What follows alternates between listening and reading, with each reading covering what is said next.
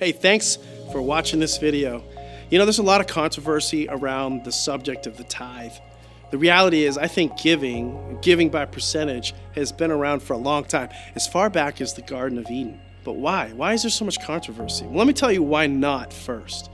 I think it's not because God needs our money. That's not the issue. In fact, it's not about that at all. In fact, the Bible confirms God owns everything. He owns the cattle on 1,000 hills. The earth is the Lord's and the fullness thereof. So we believe it's so that God actually can get involved in your financial situation. Tithing is an invitation for God's blessing and His provision. So at Connect, we teach the tithe. It's about 10% of your gross earnings. We also teach what the Bible says it's called first fruits. In other words, the secret sauce to a lot of the blessing that some people miss is it's not just you give 10%, you give first to God before anything else.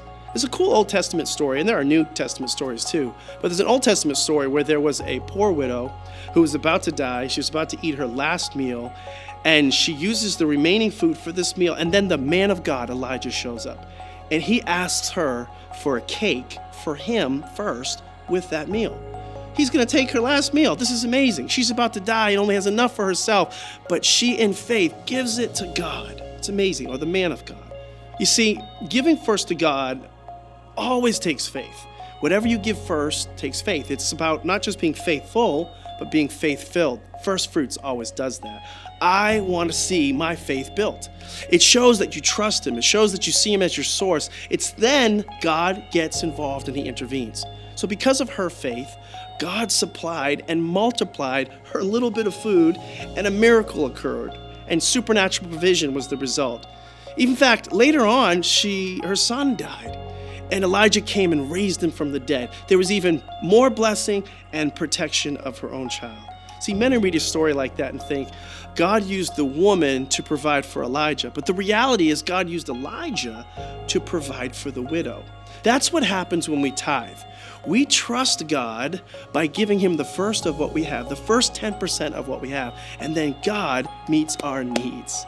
See, another reason that we tithe, another reason I tithe, actually, is to stay on fire for God. I don't know about you, but we can fail, fall, our faith can wane in different ways. The Bible says in Matthew 6:21, where your treasure is, there will be the desires of your heart. I desire to be on fire for God, but sometimes I fall away. The best way to keep myself from falling away is to invest in the things of God. Are you vested in the things of God? Do you have stock in His kingdom? My experience has been that I've never met a tither who fell away from God. Something strong about that. There's something that when you're invested in things of God, you can't pull away from Him or separate from Him completely. Lastly, I tithe because the Bible says so. Over and over again, scriptures that predate the law, that are in the Old Testament, and that are in the New Testament confirm in being a percentage giver of our income, in fact, giving it to the local church.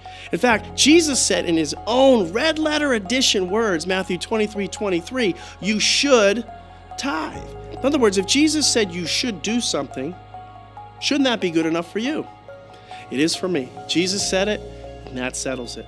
As I conclude, often one of the things people say about Connect, and this is particular to our church, they say things like, we're really fed well there. We're fed spiritually really, really good at Connect. If you feel that way, I want you to consider this text from the Old Testament. Malachi 3:10. You've probably heard it before. It says, bring the whole tithe into the storehouse. So the tithe, 10%, into the church, the storehouse. Why? So there may be food in my house. I would ask you this, have you been fed well?